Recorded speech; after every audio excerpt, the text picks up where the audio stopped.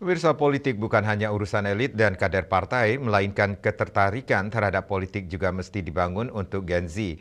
Akumulasi suara Gen Z yang mencapai 56% dalam Pilkada Bali mestinya menjadi daya tawar politis para pewaris Bali di masa mendatang.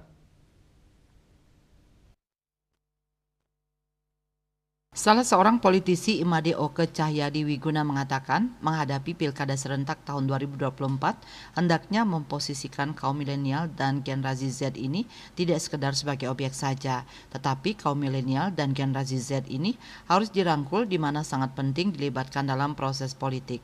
Kaum milenial dan Gen Z ini merupakan kategori partisipasi yang otonom, di mana memiliki idealisme, daya kritis yang tinggi untuk memberikan impact yang luar biasa dalam proses pengambilan kebijakan maupun proses politik.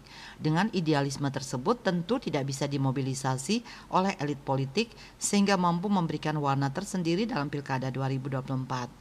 Generasi milenial dan generasi Z ini kan merupakan, kalau dimasukkan di dalam elemen partisipasi politik, mereka ada di dalam kelompok partisipasi yang otonom, sehingga kita harus kategorikan mereka sebagai pemilih ataupun partisipan politik yang otonom, yang memiliki idealisme, yang memiliki daya kritik yang cukup tinggi untuk memberikan impact yang luar biasa dalam proses pengambilan kebijakan maupun proses politik.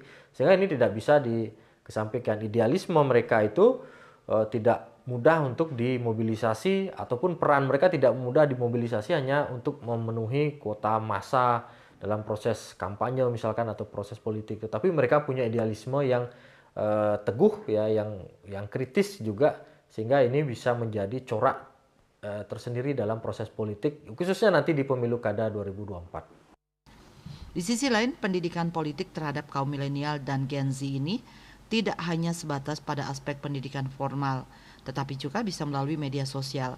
Media sosial bisa dijadikan wadah dalam pembelajaran politik serta meningkatkan atensi kaum milenial dan Gen Z ini terhadap proses politik. Andika, Bali TV.